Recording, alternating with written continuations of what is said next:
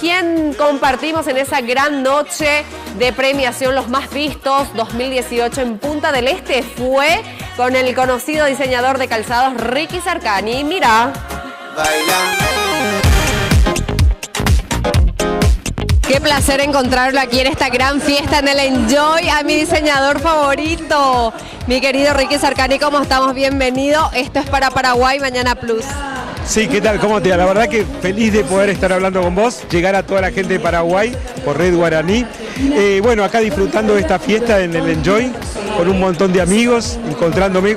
Siempre nosotros tenemos que encontrar esto porque con la excusa del trabajo, porque nos encanta trabajar y estar a los pies de todas las mujeres, perdemos la posibilidad de encontrarnos con todo este grupo de amigos y hoy es un día de fiesta acá.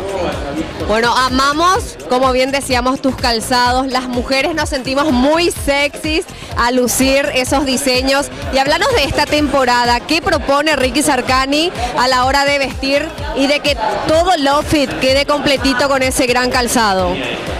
La verdad que nosotros ahora estamos trabajando al mismo tiempo la temporada de verano y de invierno porque tenemos la tienda en Barcelona y estamos próximos a abrir en París, en Los Ángeles y en Miami. Por otro lado, analizando la posibilidad de volver a tener nuestra tienda en Asunción. Por favor. Sí, tenemos que solucionar unos temas pendientes que tenemos y ya vamos a estar nuevamente ahí.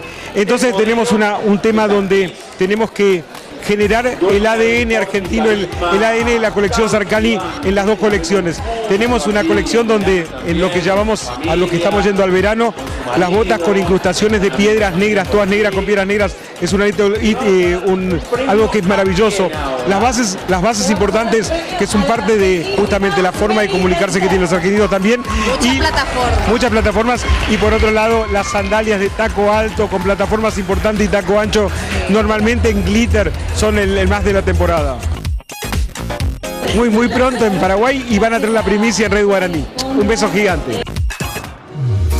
Un beso también para vos, Ricky Sarcani. Gracias por esa linda entrevista. Y bueno, ahí está, premiado y mimado en Uruguay. Nada más y nada menos un conocido argentino diseñador. Ahora vamos